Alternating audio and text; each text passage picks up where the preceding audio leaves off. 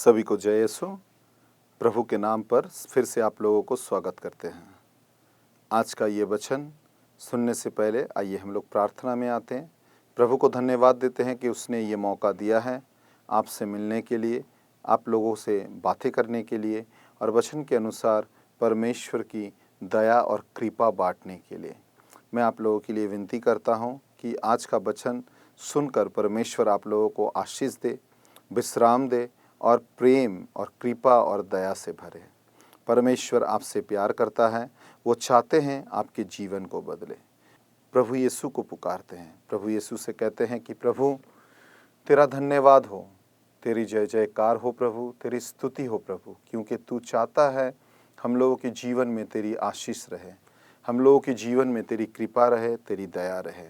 ये संभव तभी है जब हम लोग तेरे पास आएंगे, तेरे वचन को दोहराएंगे और तेरे वचन को अपनाएंगे।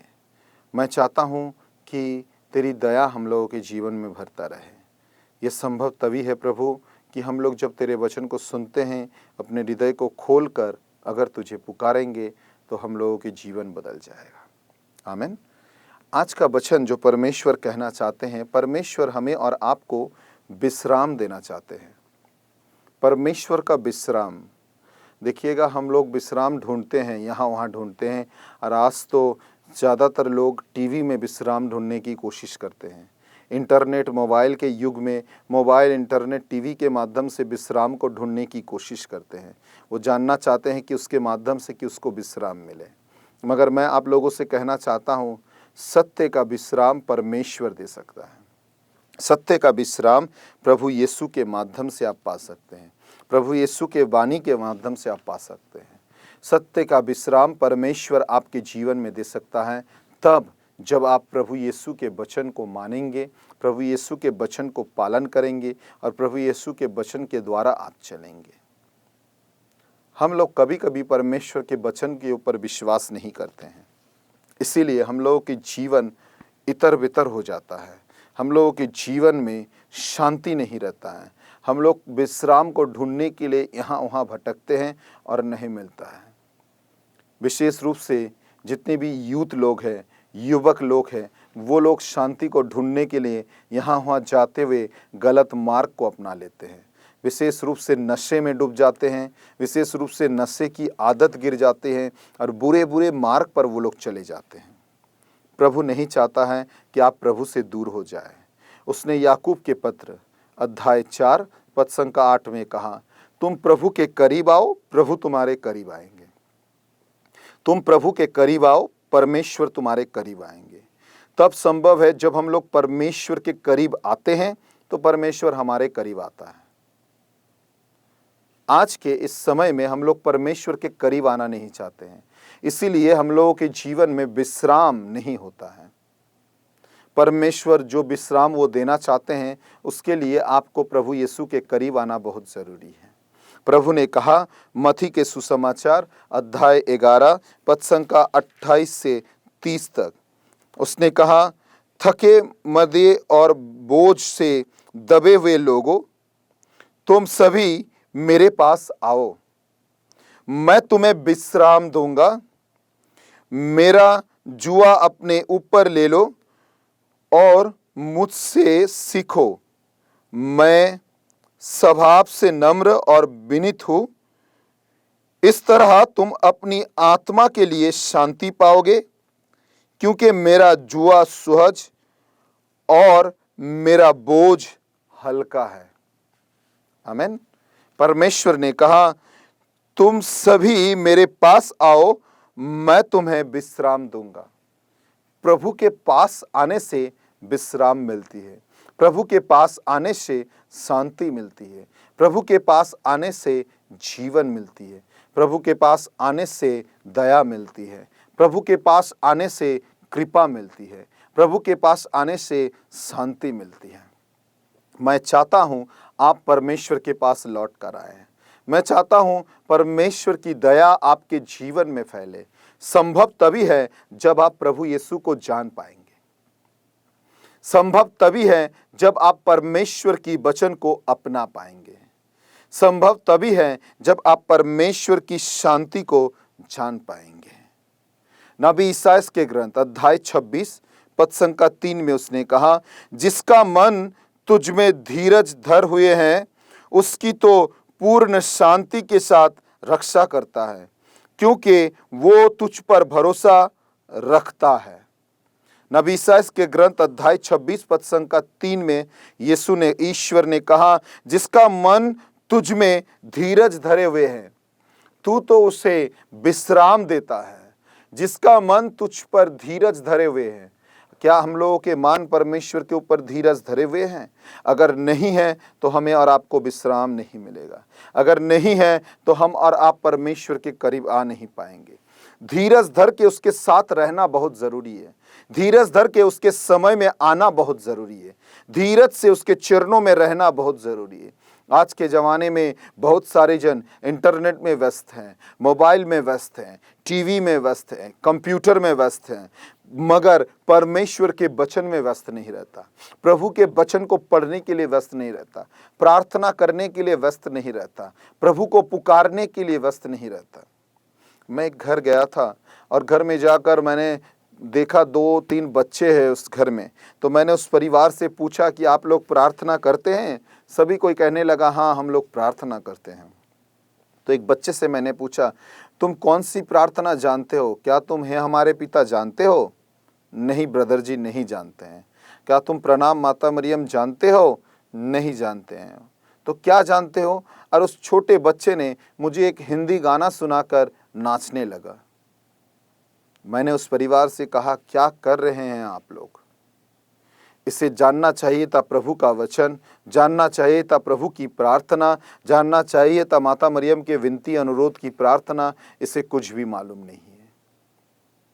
आज आप लोग इसे इस तरह से बना रहे हैं, एक दिन यही आपके लिए सर दर्द बन जाएगा, क्योंकि आपने इसे परमेश्वर को नहीं सिखाया है, परमेश्वर की प्रेम को नहीं बताया है।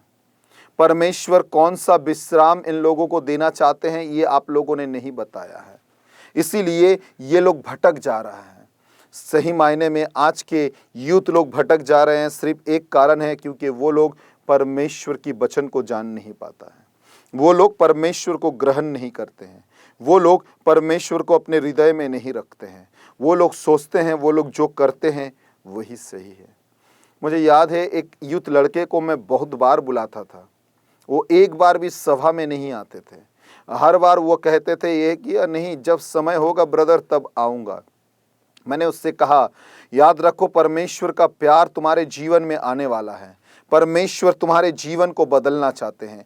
परमेश्वर अपने प्रेम से तुम्हें भरना चाहते हैं। परमेश्वर चाहते हैं कि तुम उसके ऊपर निर्भर करो। परमेश्वर अपना विश्राम तुम्हारे जीवन में देना चाहते हैं। एक दिन मैं रास्ते से जा रहा था और मैंने उसे देखा, नशे के धुत में वो रास्ते में गिरा हुआ है। मैंने उसे उठाकर बैठाते हुए वो रोने लगे। उसने कहा कि मेरे जीवन में बहुत प्रॉब्लम है ब्रदर, और इस प्रॉब्लम के कारण मुझे नशा करना पड़ा। अरे क्योंकि मैं नशा करता हूँ, एक कारण कि मैं सब भूल जाऊँ, मुझे कुछ याद ना रहे और कोई मुझे नहीं देखे।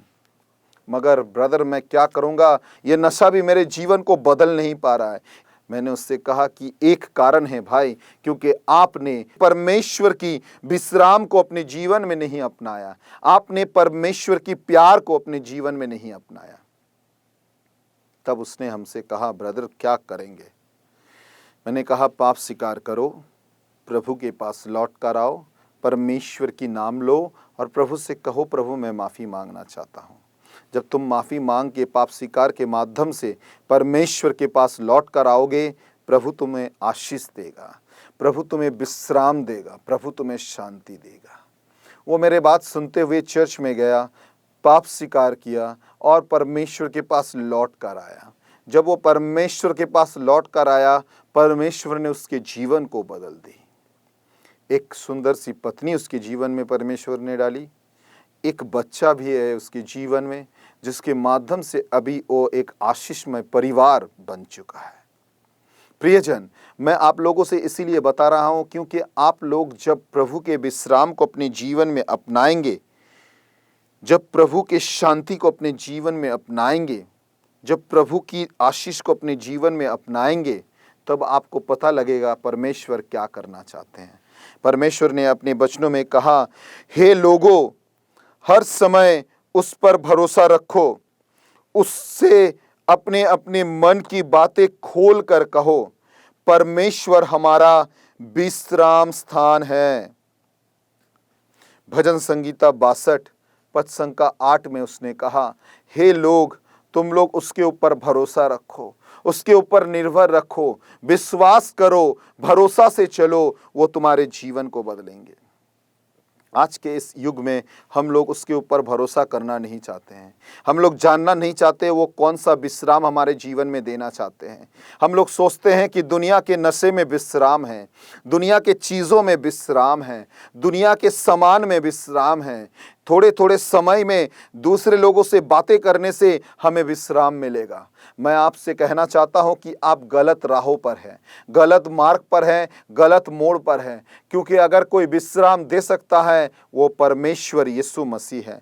अगर कोई आपके जीवन को बदल सकता है वो परमेश्वर यीशु मसीह है। अगर आपके जीवन में कोई शांति को ला सकता है वो परमेश्वर यीशु मसीह है। वो जीवित खुदा है, वो जीवित राजा है, वो जो आपके जीवन में नया शक्ति ला सकता है, आपके कमजोरी को वो दूर कर सकता है, आपके परेशानी को वो दूर कर सकता है, मगर उसके पास आना बहुत ज़रूरी है। मैं चर्च के सभा समाप्त होने के बाद निकल रहा था। थर्सडे की सभा थी, बृहस्पतिवार की सभा थी, और सभा के बाद मैं बाहर निकल रहा था तो मैंने एक बहन को देखा, एक कॉर्नर में खड़े होकर रो रही थी।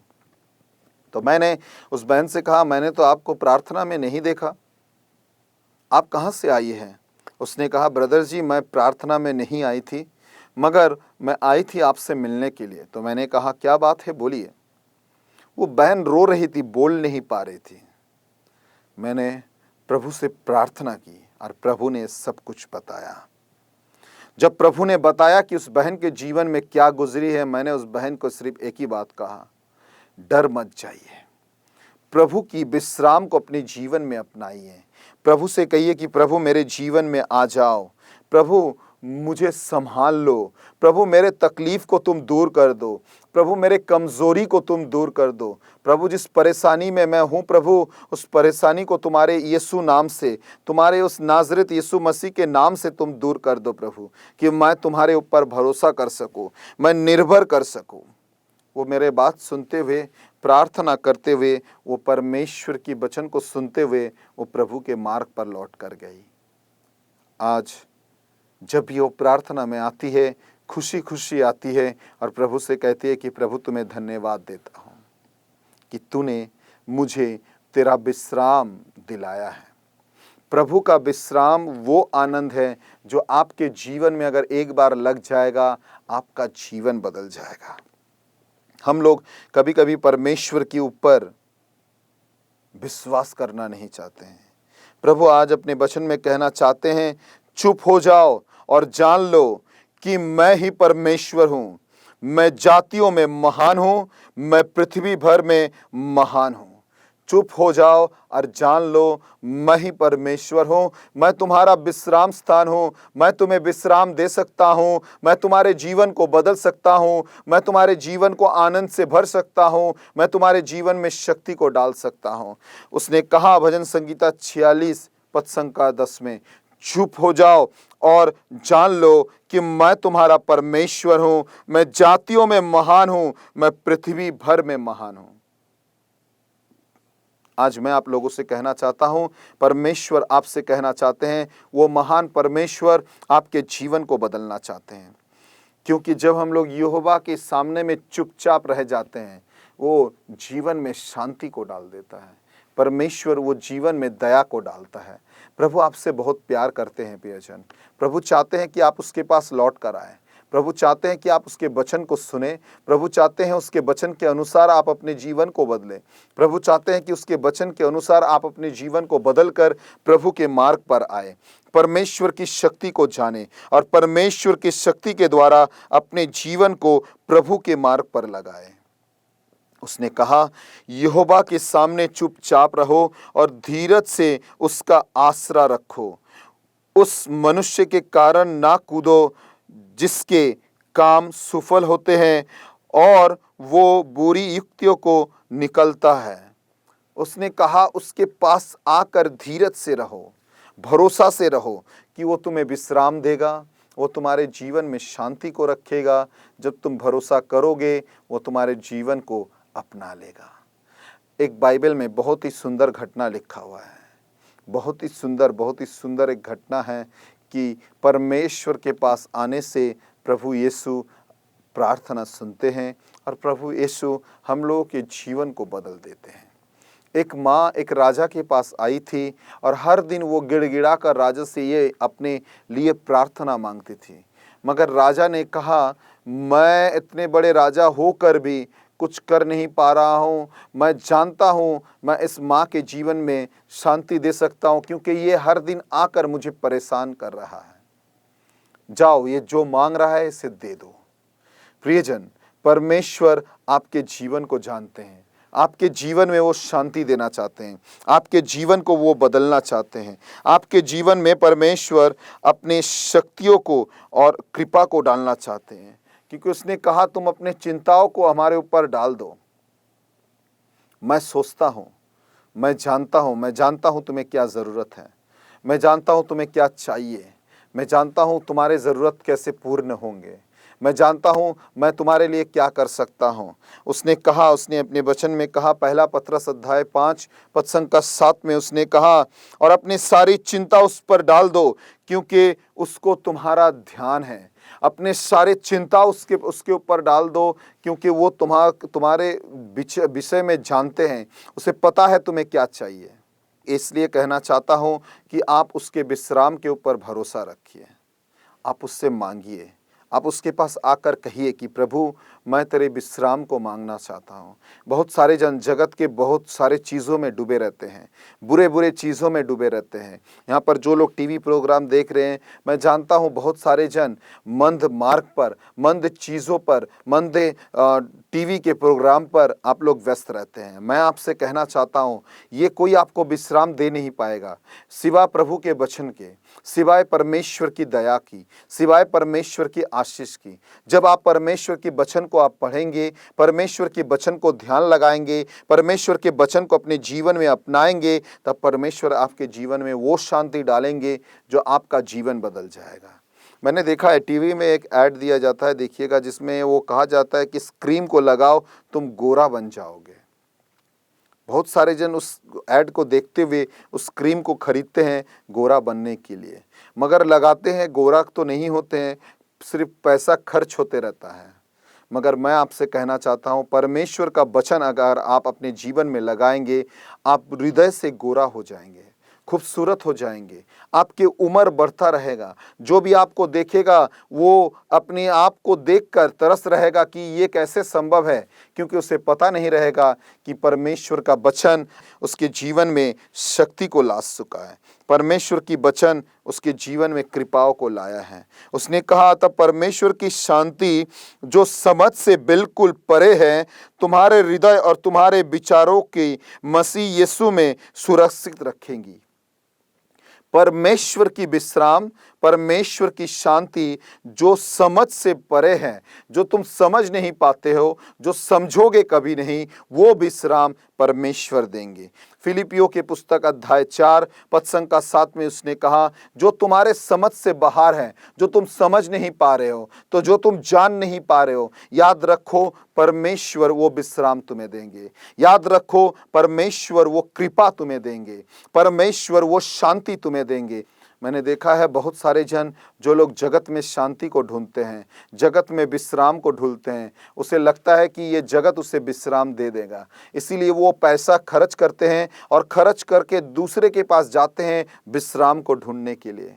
मगर मैं आज आप लोगों से कहता हूँ, हे थके हुए लोग, हे बोझ में दबे हुए लोग, प्रभु यीशु आपको पुकार रहा है। प्रभु यीशु चाहते हैं कि आप उसके पास लौट कर आए। प्रभु यीशु चाहते हैं कि आप वचन के द्वारा प्रभु यीशु को जान पाए और प्रभु के पास आकर मांगे। उसने कहा मांग कर देखो, उसने कहा खटखटा के देखो, उसने कहा एक बार आवाज लगा के देखो। प्रकाशित ग्रंथ अध्याय 3 पद संख्या 20 में उसने कहा, मैं तेरे दरवाजे पर खड़े होकर दस्तक दे रहा हूँ। अगर एक बार तू दरवाजा खोल देगा तो मैं प्रवेश करूंगा और मैं तेरे साथ खाना पीना करूंगा, मैं भोजन और पान करूंगा, मैं तुझे आशीष से भरूंगा। लौट कर आइए परमेश्वर के पास, परमेश्वर के विश्राम के पास लौट कर आइए, तो प्रभु यीशु हमारे जीवन को ज़रूर बदलेंगे। आज ख़त्म करने से पहले मैं आप लोगों से प्रार्थना करना चाहता हूँ, परमेश्वर से कहना चाहता हूँ, प्रभु से बोलना चाहता हूँ कि परमेश्वर की विश्राम आपके जीवन में उतर कर आए। अपनी आंखें को बंद कर लीजिए, अपने हाथों को सरों के ऊपर रखिए और आइए प्रभु से इस समय प्रार्थना करते हैं। मेरे साथ इस प्रार्थना को दोहराइए। हे यीशु मसीह, तुझे धन्यवाद देते हैं, आज तूने मुझे छुआ है, आज तू मुझे स्पर्श कर रहा है। तेरे पवित्र लहू से मुझे स्पर्श कर, तेरे पवित्र लहू से मुझे चंगा कर। मेरे जीवन में जितने भी दुख हैं, जितने भी अशांति है, जितने भी प्रभु कमज़ोरी है, उसे तू दूर कर, मुझे चंगा कर कि मैं तेरे धन्यवाद कर सकूं, मैं तेरी स्तुति कर सकूं और मैं तेरे मार्ग पर अपने जीवन को लगा सकूं। मैं मानता हूं तू महान परमेश्वर है, तू महान ईश्वर है। हर एक विषय के लिए तुझे धन्यवाद देते हैं। यही छोटी सी प्रार्थना नाज़रेत यीशु मसीह के नाम से करते हैं। इस प्रार्थना को तू सुन और स्वीकार कर। आमीन। सभी को कहते हैं टीवी के नीचे स्क्रीन में दिया हुआ नंबर है, फ़ोन नंबर है, हम लोगों के व्हाट्सएप हैं, जहाँ भी चाहते हैं हम लोगों से कांटेक्ट कर सकते हैं, फ़ोन कर सकते हैं। किसी भी प्रार्थना के विषय हो, हम लोगों को मैसेज भेजिए कि हम लोग प्रार्थना करें और परमेश्वर आप लोगों को चंगाई प्रदान करें। हर एक विषय के लिए ईश्वर की धन्यवाद करते हैं। सभी को जय यीशु।